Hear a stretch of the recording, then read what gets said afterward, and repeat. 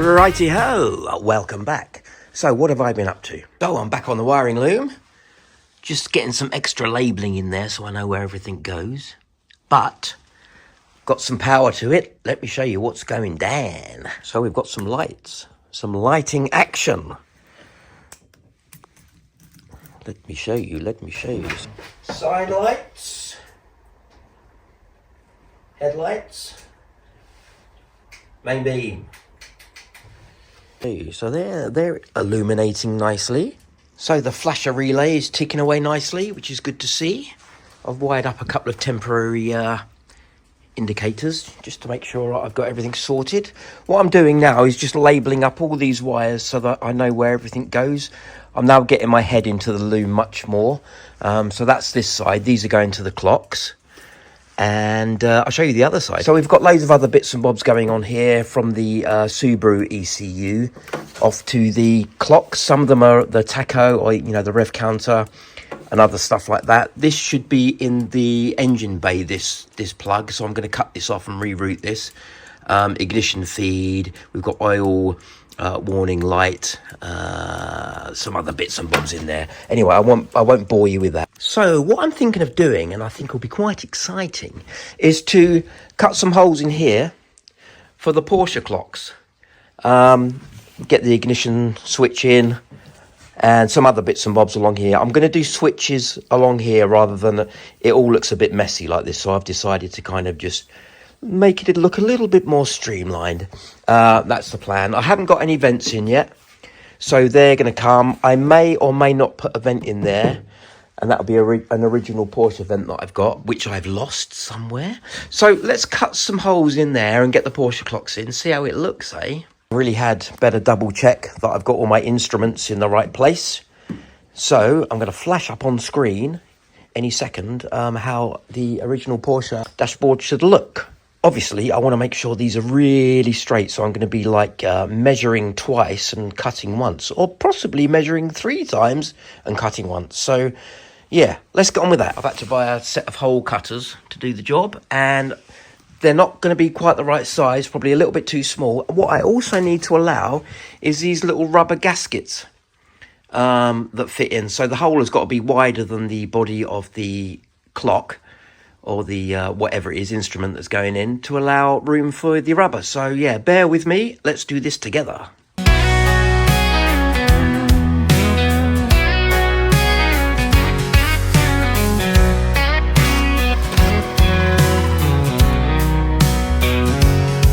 And he dreams every night of Covin wheels turning, amps turned up on the welders burning. Sweat drops fall like tears down his face, longing for that sweet highway race. Kit car parts lie in a scattered heap, building dreams with little time to sleep. Gotta keep pressing on through the pain, revving up that Subaru engine again. Kit car blues, where hope is the fuel.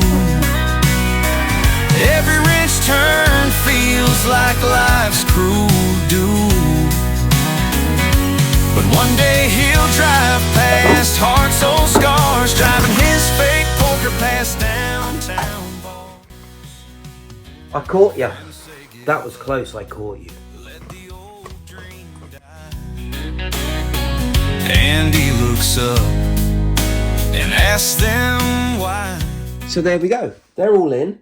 I had to open out some of the holes a bit more with the Dremel, and it's very close. I mean, like there was no room for any error there, so they've come out really well. There's literally no wiggle room at all in the clocks there. So yeah, good fit. Pleased with that. I want to hold my steering wheel up against it now. Oh yeah, that's gonna look nice. These are special race cable ties, in case you're wondering. They're good for Probably 150 mile an hour crash, I would think. So let's not get ahead of ourselves, eh? I need to put the ignition switch in and drill some holes along here for switches. So let's crack on with that. As I don't particularly fancy getting all these wrong, I've made sure I've labelled everything up so that I know where everything goes when I'm putting it back together. So let's cut a hole in the dash for the ignition key. Oh, it's got an extra little stage in it, is it? Lock, unlock. Ah, that makes sense. Okay, right. 19 mil. I think that's going to be near as perfect. Probably need a little bit of opening up. Now that's good. I need a drill bit for the middle of that though.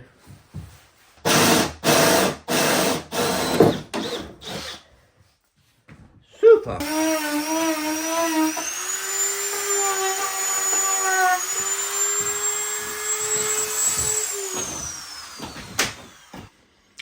So we have ignition. I wanted buttons all the way along here, or switches. So let's get them switches in. Let's go and get them out of the car.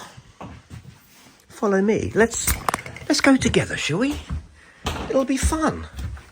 It'll be fun. I'm sure you've got nothing better to do, surely. So let's pull one of these switches off, and how many have we got? 1, 2, 3, 4, 5, 6. I can always add more holes later. Oh, I've got the wiper switch as well to go in. So, let's pull a couple of these off, eh? So because it never rains in the UK, I don't really need. Yeah, right. I think I'm going to keep the spacing equal there, just to visually, so it looks right. So wiper switch, what are we looking at? That's not much at all, just over 10 mil. There.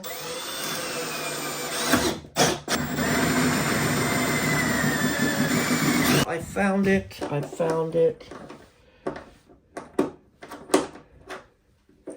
think I'm going to get I think I'm going to go for a Porsche wiper thing. It does look a bit cheap and nasty, that, to be honest. So, wiper switching. Now, what about all these little doobies? Focus. Right.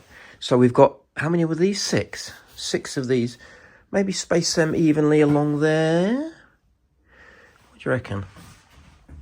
Not too far away, because I don't want to be, like, reaching right across to the passenger seat. Doing switches. So, and it probably would be nice to have like a radio here or something. Probably, no, I don't know really. I'm just gonna get some tape down and have a little look. So I'm just putting this down so I've got some sort of line to work with.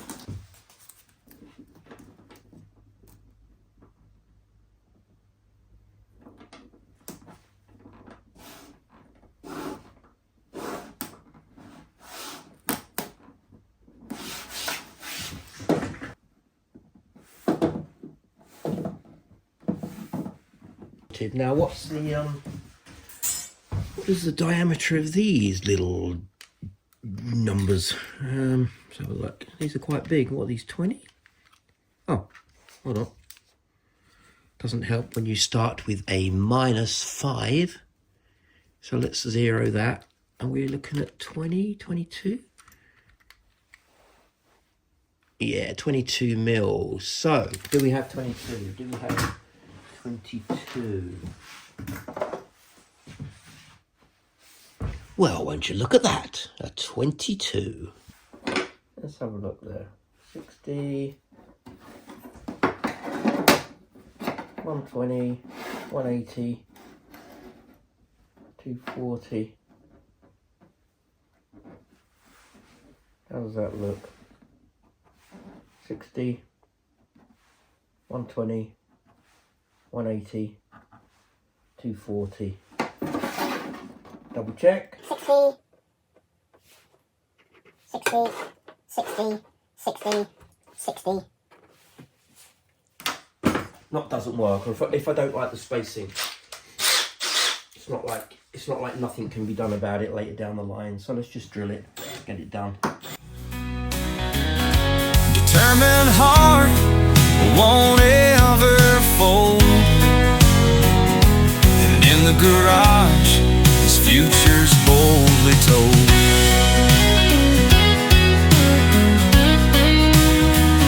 Every screw and bolt, a stitch in time, hope's riding high on this uphill climb.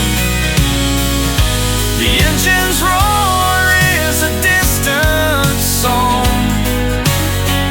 He'll drive that car where dreams belong. There's everything in place. I'll show you what I've bought. Oh. Is some little bulb holders to go in the back of the clocks. And what I've done instead is bought little LEDs that go in here. He says, it should go in here. And that will give a brighter backlight to the clocks and gauges. So I'm curious to see how bright they are. So maybe I'll pull one of the clocks out and have a little fiddle. So not that one, not that one, not that one. So it's going to be an illumination in there, I believe. One in there, one in there. Is that right? One at the top. With my little jump pack. So that's the clock I'm going to be using. Cool. That looks nice. So main beam, main beam, main beam. Excellent.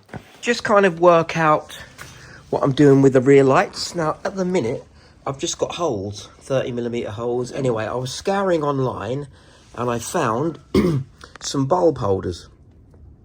That's a twin filament one for the stop and tail, and they're just about right. What I need to do is open out that hole a little bit, and I think those little prongs will be perfect for holding the bulb holder in. And that one's a single filament, so we've got a twin filament, single filament for the reverse, and one for the indicator. Let's open these holes out and see if I can get these bulb holders in.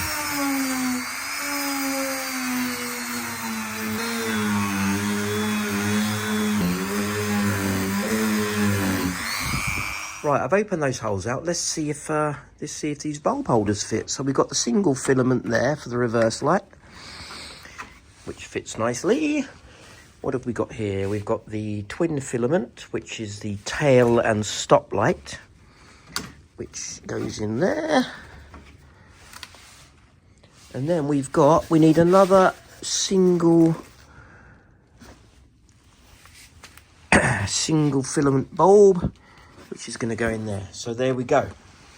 That's brilliant. Now I think I'm going to need, because that bends around there, when I bend these little tabs out, it's still not going to be waterproof. So I think I'm going to need to add some silicone sealant around the back there, just to kind of close up the gaps and make it waterproof. So yeah, that's good. I'm going to get the bulbs in there, and I'll do the other side and then try the bulbs out. Now I do need to earth these. These haven't got an inbuilt earth kind of tab, as it were, so I need to kind of just figure out an earthing tab for them, and then let's try out the rear lights. That's quite good. What I do need to do is make some little partitions between each light cluster or light bulb, else it's going to bleed onto the next one and be confusing. So I've got to make some little aluminium kind of up stands here. So because the body is fiberglass, I need to solder in a few earth tabs into these little light housings. So that's what I'm doing at the minute. 5 down, 1 to go.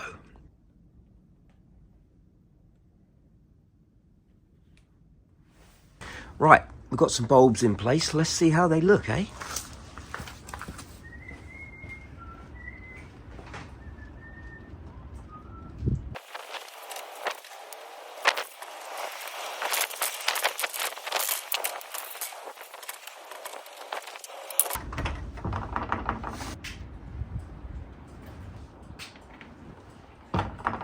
I've just found the part of the loom that has the brake switch on it. So let's connect them and see if we've got some brake lights, eh?